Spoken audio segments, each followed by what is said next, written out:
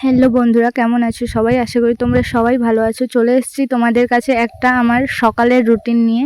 তো প্রত্যেকদিন সকালবেলা উঠে যেটা আমি করি, সবার প্রথমেই আমি করি ঈশ্বরের প্রার্থনা। তো ভাবলাম আমি তোমাদের সাথেও একটু শেয়ার করি।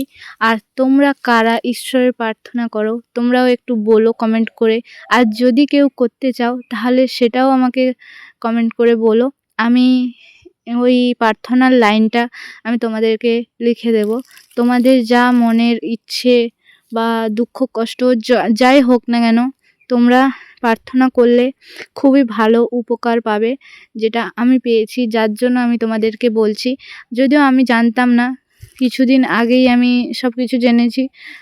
হয়ে গেল আজ 1-2 সপ্তাহ ধরে আমি এই প্রার্থনাটা করছি।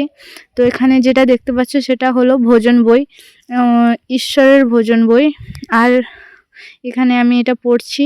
আর দেখতে পাচ্ছ ভাই পেছনে কী যে করছে শুয়ে শুয়ে, সেটা জানি না।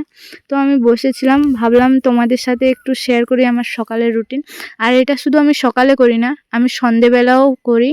তো প্রত্যেক দিন আমি সকাল আর সন্ধেবেলা করি। আর এই যে একটা বই দেখতে পাচ্ছ, এটাও একটা নতুন নিয়ম বলে ঈশ্বরেরই বই। তো ওটাও আমি পড়ি, সবগুলো একটু একটু করে পড়ি সকাল আর সন্ধে। তো তোমরা কারা কারা পড়ো একটু কমেন্ট করে বলো। আর যারা পড়ো না তাদেরকে আর কি বলবো, অবশ্যই পড়ো, খুব ভালো ফল পাবে।